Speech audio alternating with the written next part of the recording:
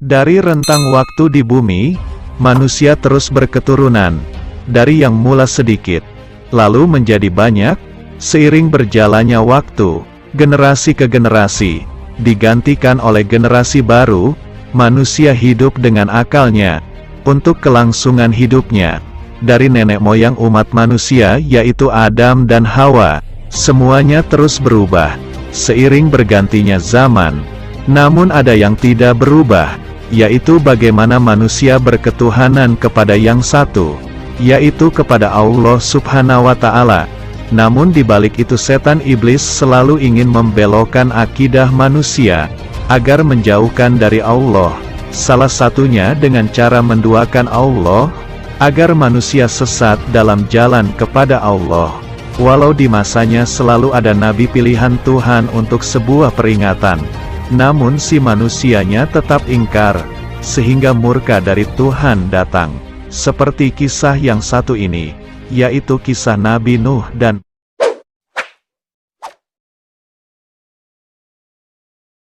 Kisah bermula pada suatu kaum setelah kaum Bani Adam, yaitu suatu kaum terdahulu yang taat dan beriman pada Allah. Orang-orang yang menjadi panutan pada kaum ini adalah orang bernama Ued, Suwa, Yakhud, Yauk, dan Nasr. Mereka adalah orang-orang soleh dan taat kepada Allah pada masanya. Namun seiring berjalannya waktu orang-orang yang bernama Ued, Suwa, Yakhud, Yauk, dan Nasr kini telah meninggal dunia, dan digantikan dengan generasi yang selanjutnya. Generasi yang satu digantikan dengan generasi yang baru. Menurut Ibnu Jarir at-Tabari, yaitu sejarawan dan pemikir Muslim asal Persia, orang-orang yang bernama Ued, Suwa, Yakhud, Yauk, dan Nasr ini orang-orang soleh yang hidup pada masa Adam Nuh. Dan dalam buku berjudul Buku Qasas Al-Anbiya, yaitu kisah-kisah para nabi, yang menceritakan kisah Nabi Adam sampai Nabi Isa, karya dari Ibnu Katsir, seorang hafiz ulama asal Bursa Suriah, yang meyakini mazhab Syafi'i. Dalam tafsirnya Jami al-Bayan bahwa mereka berlima adalah orang-orang soleh di masanya. Ketika orang-orang soleh tersebut meninggal, terjadi suatu perubahan drastis terhadap keturunannya dan para pengikutnya, yaitu suatu pembelokan akidah, di mana orang-orang terdahulu yang tadinya menyembah Allah, kini beralih sesembahan. Kini pengikutnya menjadikan Ued, Suwa, Yakhud, Yauk, dan Nasr menjadi orang yang harus disembah karena kesolehannya dahulu. Ditambahnya brok-broknya keimanan pada masyarakat saat itu. Dan generasi terdahulu berpesan kepada generasi selanjutnya, agar tidak melupakan orang-orang yang bernama Ued, Suwa, Yakhud, Yauk, dan Nasr. Karena mungkin mereka adalah orang-orang soleh pada masanya. Ibnu Abi Hatim meriwayatkan dari Uwah bin Zubair, bahwa dia berkata, Ued, Suwa, Yakhud, Yauk, dan Nasr adalah anak-anak Adam. Sedangkan Ued adalah yang paling tua dan yang paling berbakti kepada Adam.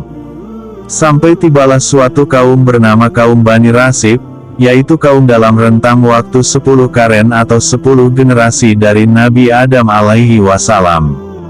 Kaum ini telah menyimpang dalam ajaran ketuhanan untuk menyembah Allah. Dan masyarakat saat itu berada dalam suatu kesesatan dan kemusyrikan. Saat itu pula setan iblis membisikkan pada masyarakat saat itu, karena dulu mereka berlima adalah orang-orang soleh yang banyak anaknya, banyak hartanya dan segalanya. Setan menghasut kaum saat itu, agar membuat patung-patung yang dapat disembah, kemudian diberi namalah patung-patung tersebut Ued, Suwa, Yakhud, Yauk, dan Nasr. Dalam penghasutan tersebut, setan mengatakan bahwa jika ingin mempunyai banyak harta, keturunan, hujan dan segalanya, mintalah kepada Ued, Suwa, Yakhud, Yauk, dan Nasr. Setan di sini membelokkan keyakinan manusia agar meminta kepada selain Allah. Tujuannya patung dibuat adalah untuk mengenang kelima orang-orang yang saleh yang telah meninggal tersebut. Bahkan patung tersebut kemudian dimasukkan ke dalam rumah masing-masing penduduk untuk dipuja dan disembah. Seperti yang dijelaskan dalam Al-Quran, Surat Nuh ayat ke-23.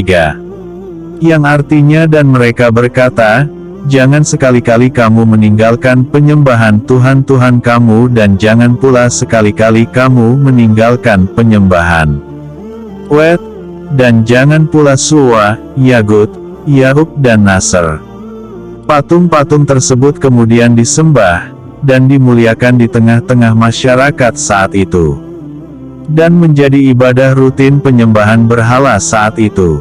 Sampai diturunkan turun-temurun.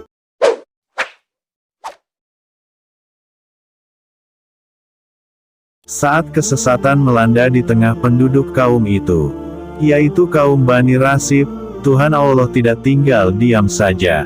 Allah mengutus seorang hamba bernama Nuh.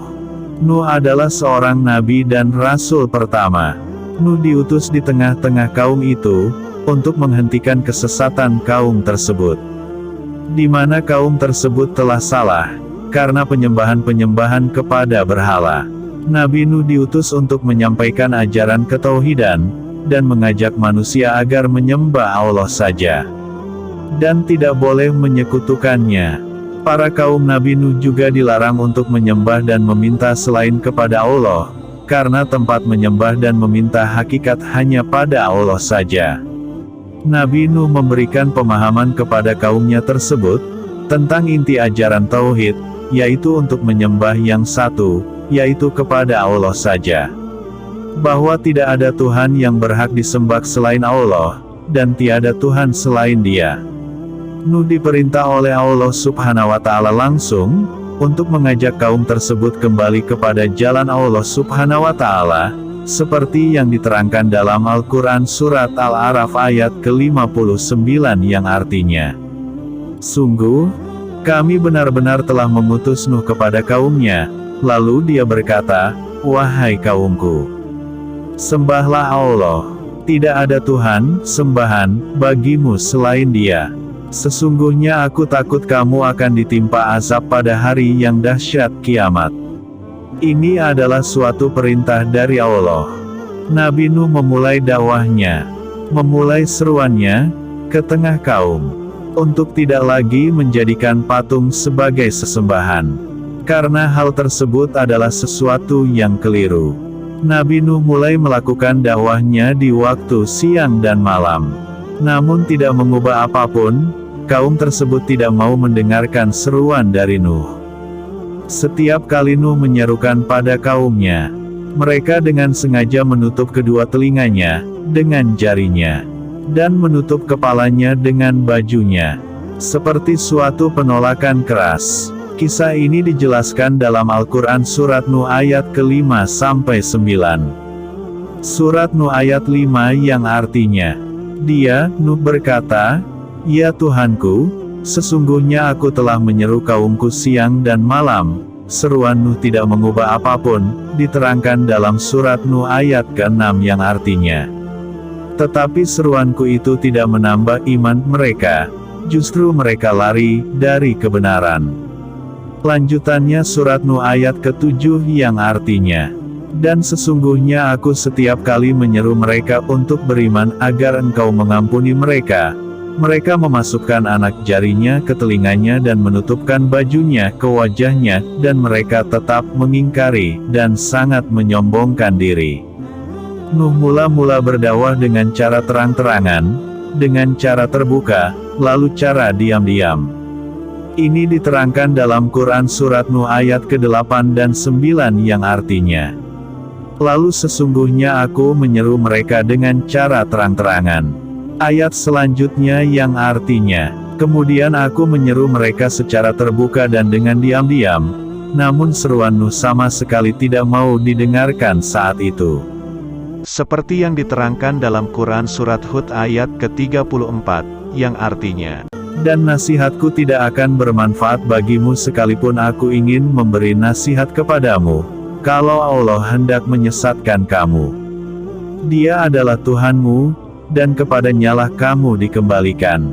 Malah pemuka kaum tersebut mengadakan suatu penolakan keras terhadap dakwah Nuh. Dan menganggap Nuh seorang yang gila, mengada-ada terhadap sesuatu, dan menganggap Nuh orang yang sesat. Ini diterangkan dalam Quran Surat Al-A'raf ayat ke-60, yang artinya, pemuka-pemuka kaumnya berkata, sesungguhnya kami memandang kamu benar-benar berada dalam kesesatan yang nyata. Nuh menjawab kaumnya, dan mengatakan pada kaumnya bahwa dia adalah seorang Rasul utusan Tuhan dan bukanlah orang yang sesat. Seperti yang diterangkan dalam Quran Surat Al-A'raf ayat ke-61, yang artinya, Dia, Nuh menjawab, wahai kaumku, aku tidak sesat, tetapi aku ini seorang Rasul dari Tuhan seluruh alam. Dan Surat Asy-Syura ayat ke-107 yang artinya, sesungguhnya aku ini seorang Rasul kepercayaan, yang diutus kepadamu. Penentang Nuh menganggap Nuh adalah seseorang yang gila. Ini diterangkan dalam Quran Surat Muminun ayat ke-25 yang artinya, dia hanyalah seorang laki-laki yang gila, maka tunggulah, sabarlah terhadapnya sampai waktu yang ditentukan. Nabi Nuh tetap dalam sabar dalam melanjutkan dakwahnya. Meski menerima banyak celaan dan hinaan, semakin hari Nuh menyerukan pada kaumnya itu, maka penolakan dan berujung hinaan kepada Nuh alaihi salam. Hal ini diterangkan dalam Quran Surat Asy-Syura ayat ke-111 yang artinya, mereka berkata, apakah kami harus beriman kepadamu, padahal pengikut-pengikutmu orang-orang yang hina. Nabi Nuh khawatir dengan kaumnya saat itu yang tidak mau mendengarkannya sama sekali. Khawatir Allah akan murka kepada mereka yang tak mau mendengar nasihat-nasihatnya. Hal ini diterangkan dalam Quran Surat Hud ayat ke-26 yang artinya, agar kamu tidak menyembah selain Allah. Aku benar-benar khawatir kamu akan ditimpa asap pada hari yang sangat pedih. Juga ayat serupa artinya, yaitu Surat Muminun ayat ke-23, yang artinya, dan sungguh, kami telah mengutus Nuh kepada kaumnya, lalu dia berkata, wahai kaumku, sembahlah Allah, karena tidak ada Tuhan yang berhak disembah bagimu selain Dia. Maka mengapa kamu tidak bertakwa kepadanya? Kaum saat itu selalu saja menyepelekan Nuh, menganggap Nuh manusia biasa dan seorang pendusta. Ini diterangkan dalam Quran Surat Hud ayat ke-27, yang artinya, maka berkatalah para pemuka yang kafir dari kaumnya, kami tidak melihat engkau, melainkan hanyalah seorang manusia biasa seperti kami, dan kami tidak melihat orang yang mengikuti engkau, melainkan orang yang hina dina di antara kami yang lekas percaya. Kami tidak melihat kamu memiliki suatu kelebihan apapun atas kami, bahkan kami menganggap kamu adalah orang pendusta. Nabi Nuh selalu menegaskan dalam dakwah bahwa Allah adalah yang memberi segalanya kepada manusia. Hanya kepada Allah tempat untuk meminta sesuatu. Ini diterangkan dalam Quran Surat Hud ayat ke-28 yang artinya, dia, Nuh berkata, wahai kaumku, apa pendapatmu jika aku mempunyai bukti yang nyata dari Tuhanku, dan aku diberi rahmat dari sisinya, sedangkan rahmat itu disamarkan bagimu? Apa kami akan memaksa kamu untuk menerimanya, padahal kamu tidak menyukainya? Dan diterangkan pula dalam Quran Surat Nuh ayat 11-16, yang isinya, hanya Allah yang dapat menurunkan hujan untuk manusia. Hanya Allah yang maha kaya dan yang dapat memperbanyak rejeki atau harta. Allah pula yang dapat memberikan manusia keturunan-keturunan. Nuh menjelaskan pula, Allah lah yang menciptakan 7 lapis langit dengan kebesarannya. Allah yang menciptakan bulan bisa bercahaya, dan matahari sebagai pelita, atau sumber cahaya utama untuk manusia, bumi dan seisinya. Tanda-tanda tersebut Nuh jelaskan, sejelas-jelasnya kepada kaumnya. Namun masih tidak juga didengar. Malah si pemuka kaum tersebut mengatakan bahwa Nuh bukanlah orang yang bisa mendatangkan itu semua. Nuh seorang biasa, dan bukanlah seorang malaikat yang bisa mendatangkan keberkahan. Hal ini dijelaskan dalam Quran Surat Hud ayat ke-31 dan Surat Muminun ayat ke-24.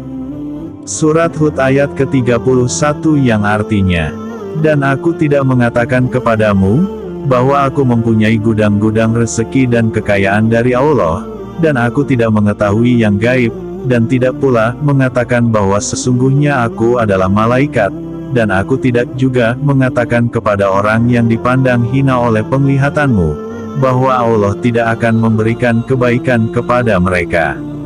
Allah lebih mengetahui apa yang ada pada diri mereka. Sungguh, jika demikian aku benar-benar termasuk orang-orang yang zalim."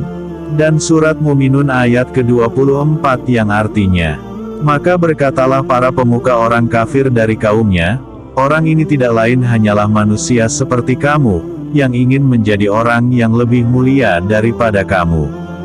Dan seandainya Allah menghendaki, tentu Dia mengutus malaikat. Belum pernah kami mendengar seruan yang seperti ini pada masa nenek moyang kami dahulu. Sampai suatu saat terus seperti itu. Nabi Nuh terus melanjutkan dakwahnya, walaupun kaumnya menolak dengan keras. Dan kaum Bani Rasib menyuruh Nuh untuk menghentikan dakwahnya, karena mungkin orang-orang saat itu sudah geram dengan Nuh, yang selalu saja menyerukan ajakan terus-menerus. Sampai pemuka kaum tersebut mengancam jika Nuh tidak berhenti, maka mereka akan melempari Nuh dengan batu sampai mati. Hal ini diterangkan dalam Quran Asy-Syura ayat ke-116, yang artinya, Mereka berkata, "Wahai Nuh, sungguh, jika engkau tidak mau berhenti, niscaya engkau termasuk orang yang dirajam dilempari batu sampai mati."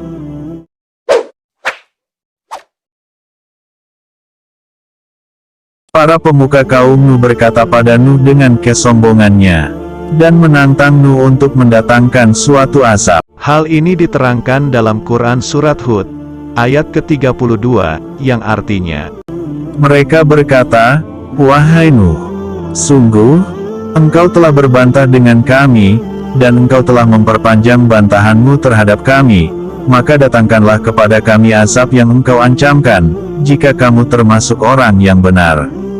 Nuh sangat bersedih hati pada saat itu, karena misi ajakannya sudah tidak ada harapan. Dia merasa sudah gagal dalam dakwah dan seruannya. Dia juga merasa tak sanggup mengemban amanat dari Allah untuk mengajak kaum saat itu kembali kepada Allah. Allah mewahyukan pada Nuh dalam kesedihannya saat itu. Diterangkan dalam Quran Surat Hud ayat ke-36 yang artinya, "Dan diwahyukan kepada Nuh, ketahuilah tidak akan beriman di antara kaummu, kecuali orang yang benar-benar beriman saja. Karena itu janganlah engkau bersedih hati tentang apa yang mereka perbuat." Nuh berdoa dan berserah diri kepada Allah saat itu. Doa Nuh dijelaskan dalam Al-Quran Surat Muminun ayat ke-26 yang artinya, Dia, Nuh berdoa, "Ya Tuhanku, tolonglah aku karena mereka mendustakan aku." Juga diterangkan dalam Quran Surat Asy-Syura ayat 117 yang artinya, Dia, Nuh berkata, "Ya Tuhanku, sungguh kaumku telah mendustakan aku." Nuh mengadu keluh kesahnya kepada Allah.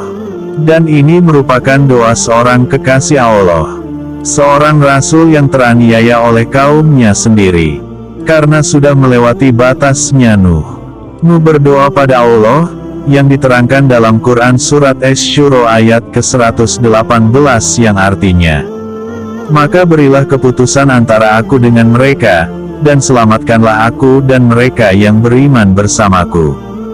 Saat itu doa Nuh didengar oleh Allah Subhanahu wa Ta'ala, dan murka Allah saat itu akan datang untuk para penentang Nuh yang sangat zalim dan melebihi batas. Dan Allah memerintahkan kepada Nuh untuk membuat sebuah kapal besar, atau sebuah bahtera, karena Allah saat itu akan menenggelamkan orang-orang saat itu.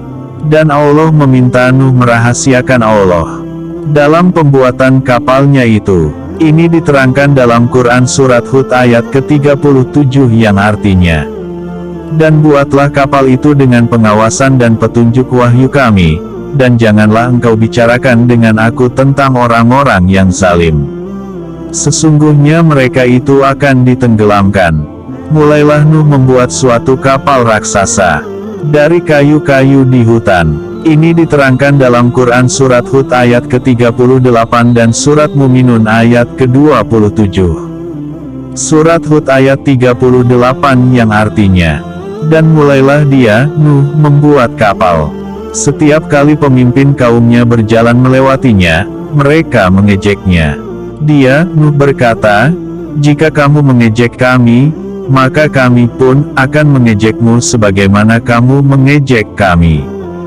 Juga diterangkan dalam Quran Surat Muminun ayat ke-27 yang artinya, lalu kami wahyukan kepadanya, buatlah kapal di bawah pengawasan dan petunjuk kami, maka apabila perintah kami datang dan tanur dapur telah memancarkan air, maka masukkanlah ke dalam kapal itu sepasang-sepasang dari setiap jenis, juga keluargamu, kecuali orang yang lebih dahulu ditetapkan akan ditimpa siksaan di antara mereka. Dan janganlah engkau bicarakan denganku tentang orang-orang yang zalim, sesungguhnya mereka itu akan ditenggelamkan.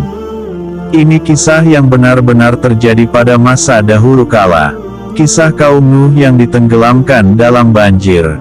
Karena mereka adalah kaum yang benar-benar zalim kepada Nuh dan Allah. Suatu bencana alam terbesar di bumi, atau tepatnya suatu penghapusan kehidupan, atau seleksi dari Tuhan di mana yang beriman akan diselamatkan dan yang tidak beriman akan ditenggelamkan.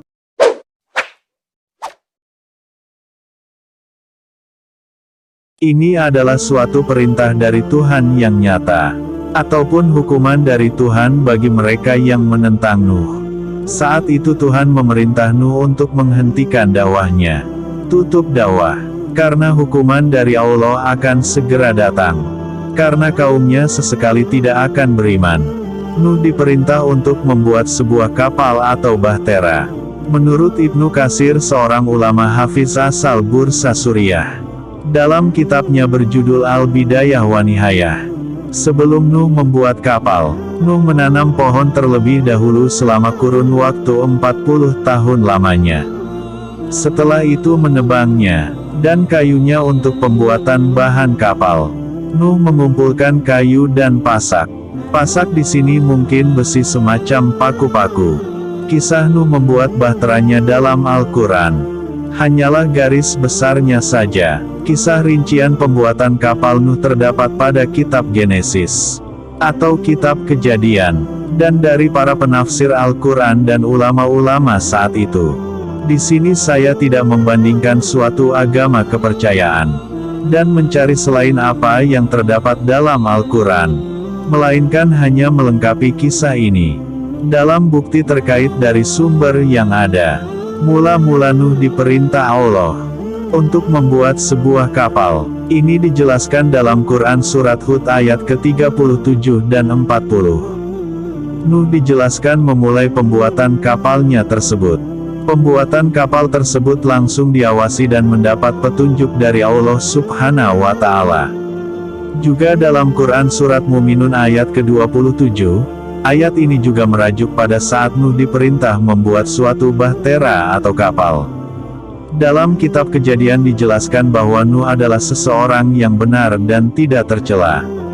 Dijelaskan pula Nuh bergaul dengan Allah, maksudnya mungkin Nuh adalah utusan Allah.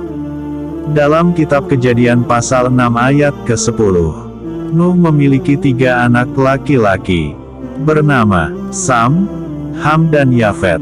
Namun dalam Al-Quran nama ketiga anak Nuh tidak disebutkan dalam Al-Quran, melainkan hanya satu saja, yaitu Kanan atau Yam. Menurut Said bin Al-Musayyib, seorang ulama ahli hadits dan fikih asal Madinah, Nuh memiliki 3 anak yaitu Sam, Ham dan Yafet. Dalam Kejadian pasal 6 ayat ke-11, dijelaskan bumi saat itu sudah rusak. Tidak seperti dalam Al-Quran yang menekankan bahwa bumi akan ditenggelamkan bersama kaum yang tidak beriman saat itu. Dalam Kejadian pasal 6, ayat ke-12, merajuk hal yang sama. bahwa bumi dan manusia saat itu sudah rusak.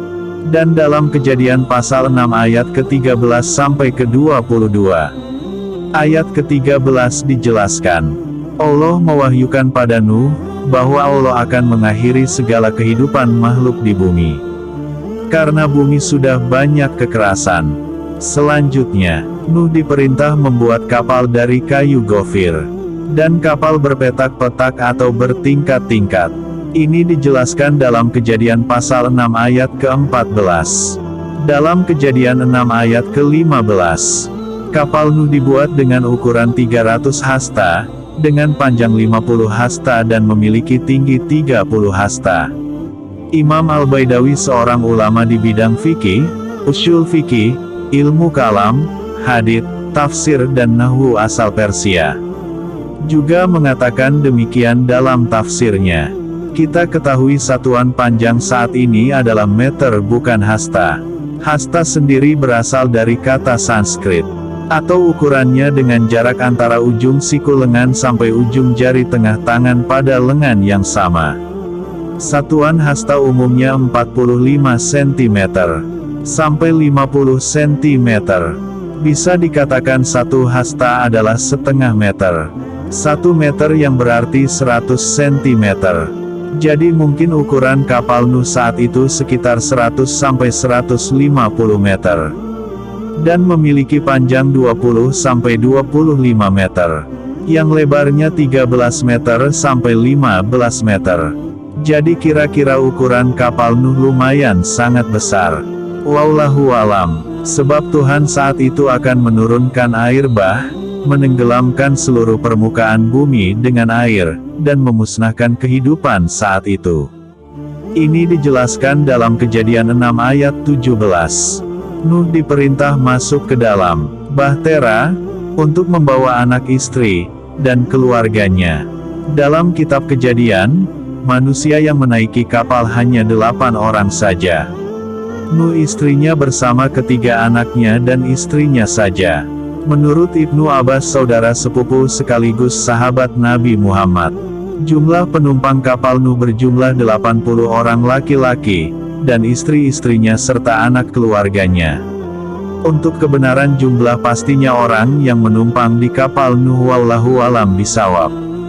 Dalam Quran Surat Hud ayat ke-40, dijelaskan, Allah memerintahkan tanur dapur, mungkin sumur-sumur penduduk, atau semua lubang-lubang di muka bumi, untuk menyemburkan air yang ada di dalam tanah.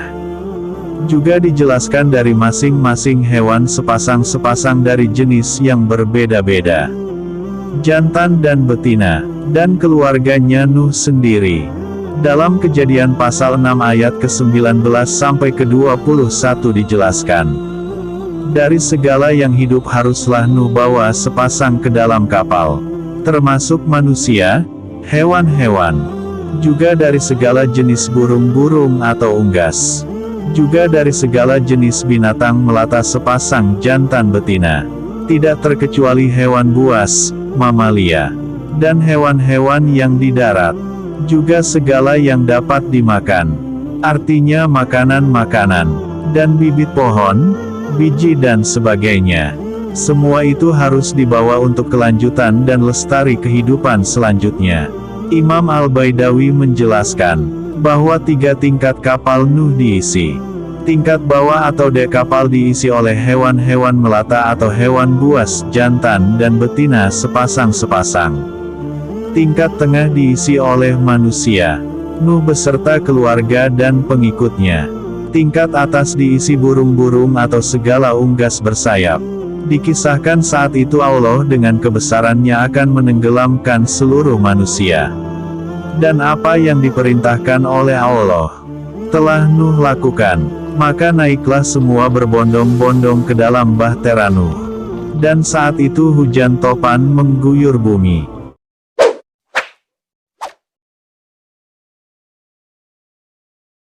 Bencana terdahsyat di bumi akan segera datang.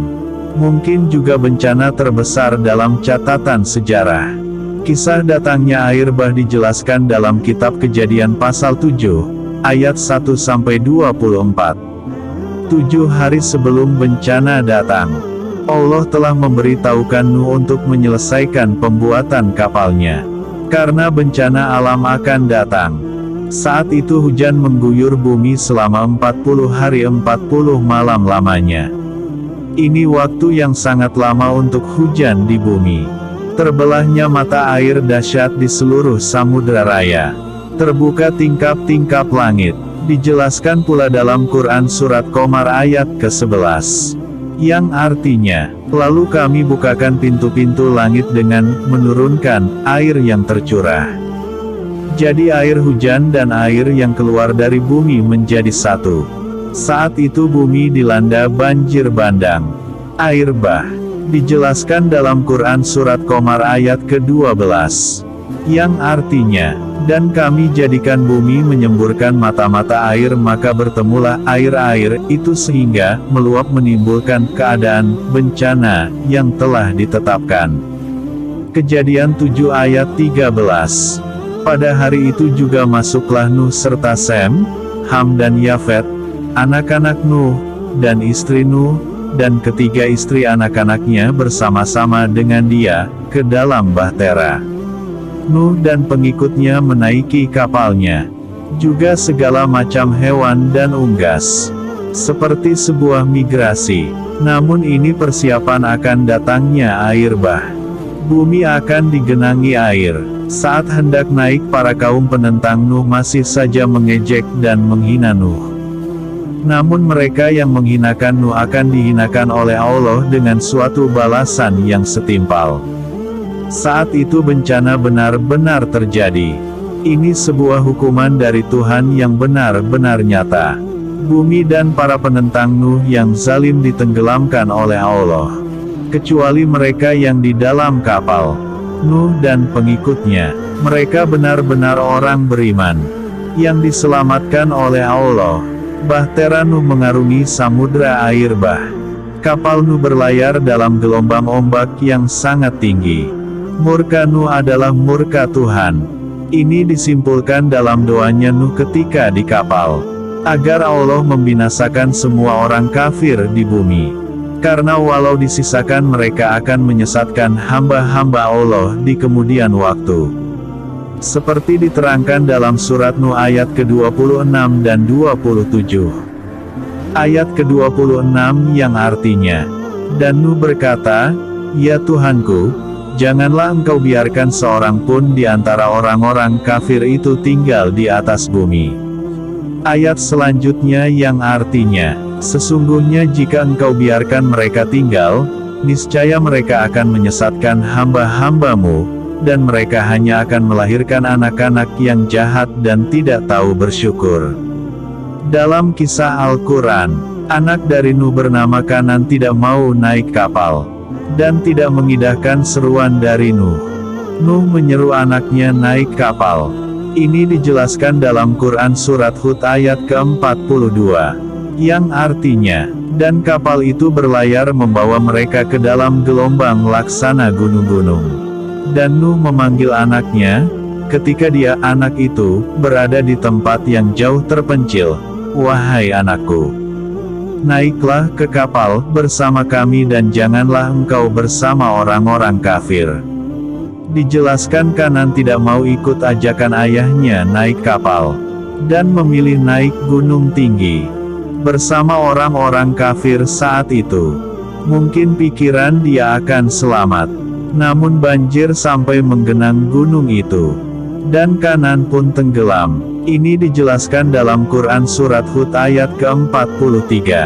Yang artinya, dia, anaknya, menjawab, "Aku akan mencari perlindungan ke gunung yang dapat menghindarkan aku dari air bah." Nuh berkata, "Tidak ada yang melindungi dari siksaan Allah pada hari ini selain Allah yang Maha Penyayang." Dan gelombang menjadi penghalang antara keduanya, maka dia, anak itu, termasuk orang yang ditenggelamkan. Saat itu air di daratan terus meninggi 15 hasta atau sekitar 8 meter. Namun kini daratan dan lautan menjadi sama adanya.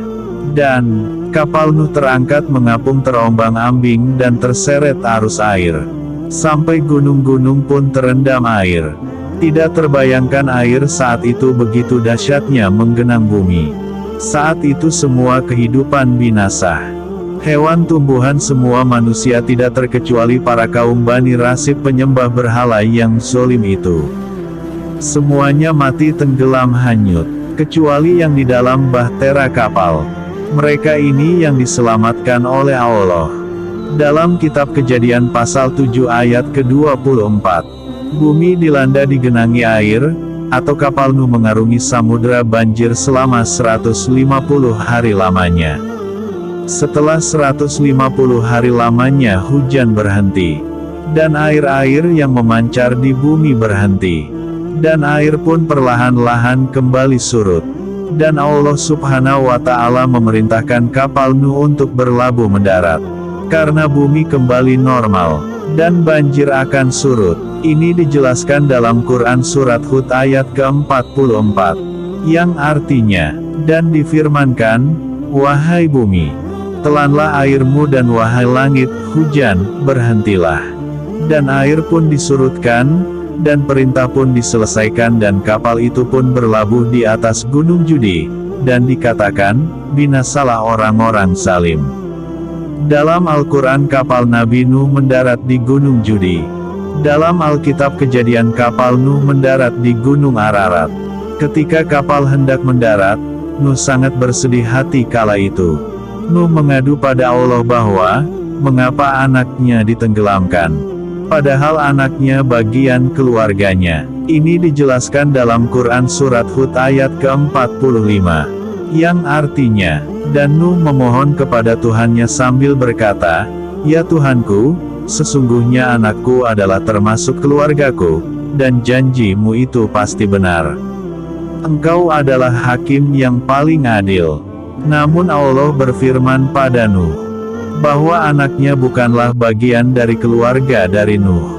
Dan Allah melarang Nuh sesekali jangan meminta hal yang tidak ia ketahui. Ini dijelaskan dalam Quran Surat Hud ayat ke-46. Yang artinya, Dia Allah berfirman, wahai Nuh, sesungguhnya dia bukanlah termasuk keluargamu, karena perbuatannya sungguh tidak baik. Sebab itu jangan engkau memohon kepadaku sesuatu yang tidak engkau ketahui hakikatnya. Aku menasihatimu agar engkau tidak termasuk orang yang bodoh. Seperti itulah kisah bahtera Nuh yang mendarat selamat dalam banjir terbesar di bumi.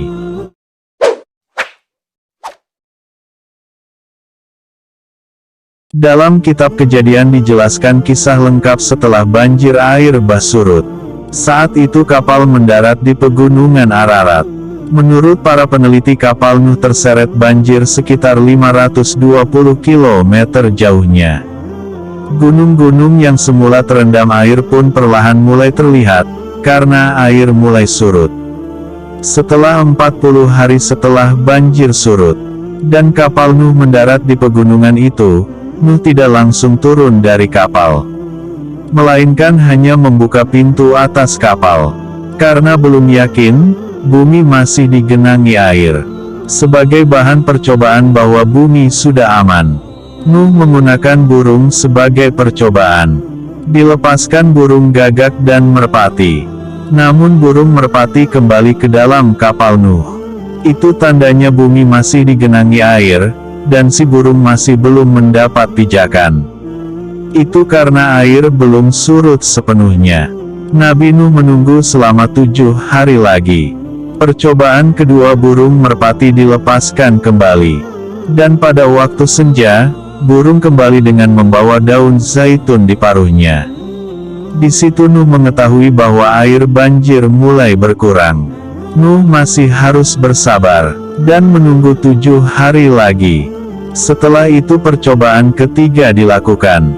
Burung merpati dilepaskan kembali, dan ternyata burung merpati itu tidak kembali lagi. Itu mungkin bumi sudah aman untuk ditempati kembali. Nuh membuka pintu keluar kapal. Ini suatu kegembiraan. Nuh beserta istri, anak, keluarga dan pengikutnya turun dari kapal. Tidak pula semua hewan dalam kapal dilepaskan saat itu.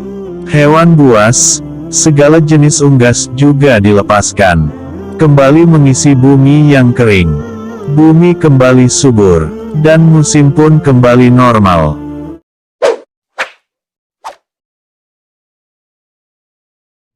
Ini kehidupan setelah air bah surut. Bumi telah kembali seperti semula. Orang-orang zalim saat itu telah dimusnahkan oleh Tuhan. Yang tersisa Nuh bersama anak, keluarga dan pengikutnya. Dalam kitab Kejadian dijelaskan bahwa Tuhan mengadakan perjanjian dengan Nuh agar tidak akan menurunkan bencana air bah serupa lagi, dan manusia saat itu akan berkembang biak memenuhi bumi yang tak terbilang jumlahnya. Seperti yang diterangkan dalam Quran Surat Hud ayat ke-48, yang artinya, difirmankan, "Wahai Nuh, turunlah dengan selamat sejahtera dan penuh keberkahan dari kami, bagimu dan bagi semua umat mukmin yang bersamamu. Dan ada umat-umat yang kami beri kesenangan dalam kehidupan dunia, kemudian mereka akan ditimpa azab kami yang pedih." Nuh diselamatkan Tuhan, dan diberikan tempat yang baik setelah peristiwa air bah. Itu sesuai doa Nuh, yang disebutkan dalam Quran Surat Muminun ayat ke-29. Yang artinya, dan berdoalah, "Ya Tuhanku, tempatkanlah aku pada tempat yang diberkahi, dan Engkau adalah sebaik-baik pemberi tempat." Dan ayat ke-30 yang artinya, "Sungguh, pada kejadian itu benar-benar terdapat tanda-tanda kebesaran Allah, dan sesungguhnya kami benar-benar menimpakan siksaan kepada kaum Nuh itu." Nuh dan ketiga anaknya yang selamat adalah Sam, Ham dan Yafet. Allah juga telah menetapkan bahwa hanya anak-anak Nabi Nuh yang kelak akan memiliki keturunan, sedangkan orang-orang beriman lainnya tidak memiliki keturunan. Sehingga Nabi Nuh adalah bapa seluruh umat manusia setelah Nabi Adam. Ibnu Katsir dalam kitabnya Al-Bidayah wa An-Nihayah mengatakan, miliaran manusia di dunia ini sekarang, jika urut nasabnya silsilahnya, akan berujung pada ketiga anak Nabi Nuh, Sam, Ham, Yafet. Seperti yang terdapat dalam Quran Surat As-Saffat ayat ke-77. Yang artinya, dan kami jadikan anak cucunya orang-orang yang melanjutkan keturunan. Jadi mungkin dalam ayat ini, hanya ketiga anak-anak Nuh yang akan melanjutkan keturunan. Pengikutnya tidak mempunyai anak. Ada juga versi tentang doa Nuh untuk ketiga anaknya, bahwa Sem anak pertama, kelak akan menurunkan orang-orang soleh beriman, nabi-nabi dan rasul. Ham anak kedua, kelak akan menurunkan raja-raja. Dan Yafet kelak akan menjadi pelayan bagi Ham, dan Sam. Versi lain juga mengatakan, bahwa, Sam adalah leluhur Abraham dan keturunannya orang-orang Israel. Ham menurunkan bangsa Kus atau Ethiopia kuno, Mesir, Libya dan Raja Namrud. Dan Yafet si bungsu menurunkan bangsa Yunani, dan Romawi. Menurut Sayyid Musayyib dan tafsir Ibnu Katsir, Sam adalah yang melahirkan bangsa Arab dan Persia. Ham adalah yang melahirkan bangsa Kipti atau Mesir. Yafet adalah yang menurunkan bangsa Akjuj-Makjuj, bangsa Turki dan bangsa Slavia. Dalam riwayat hadis Ahmad meriwayatkan, Sam adalah moyang orang Arab, Yafet adalah moyang orang Romawi, dan Ham adalah moyang orang Habsyi atau orang Ethiopia, kerajaan di benua Afrika. Dalam Alkitab dijelaskan setelah peristiwa banjir bandang, Nuh hidup 350 setelah kejadian itu, dan menjadi seorang petani anggur. Dan Nuh wafat pada umur ke-950 tahun. Dalam kitab Kejadian pasal 9 ayat ke-18 dijelaskan bahwa Kanan adalah anak dari Ham, yang berarti cucu dari Nuh. Dalam Al-Quran Kanan adalah anak dari Nuh alaihi salam. Perihal nama istri Nuh tidak disebutkan dalam Al-Quran dan Alkitab Kejadian. Jumlah istri Nuh pun tidak diketahui pasti. Menurut kitab Yobel, istri Nuh bernama Emzara atau Umzura, Zurah putra dari Rekael atau Barakil. Rekael putra dari Metusalah. Namun dalam Al-Quran surat Tahrim ayat ke-10 dijelaskan bahwa istri Nuh dan Lut adalah seorang pengkhianat dan menjadi perumpamaan bagi orang-orang kafir.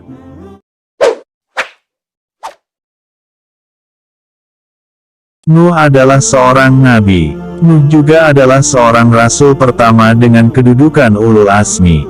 Karena ketabahannya sebagai nabi, juga Nuh mendapatkan gelar Abdu Syukur yang artinya hamba yang banyak bersyukur. Nuh diangkat menjadi rasul pada umur 350 tahun.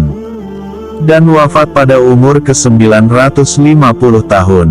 Kisah Nuh diterangkan dalam kitab Tanak, Alkitab, dan Al-Quran. Meski terdapat perbedaan cerita, dalam Al-Quran nama Nuh disebutkan sebanyak 43 kali. Nama lain dari Nuh berasal dari Ibrani, yaitu Noah. Noah memiliki arti hinggap, berhenti atau istirahat.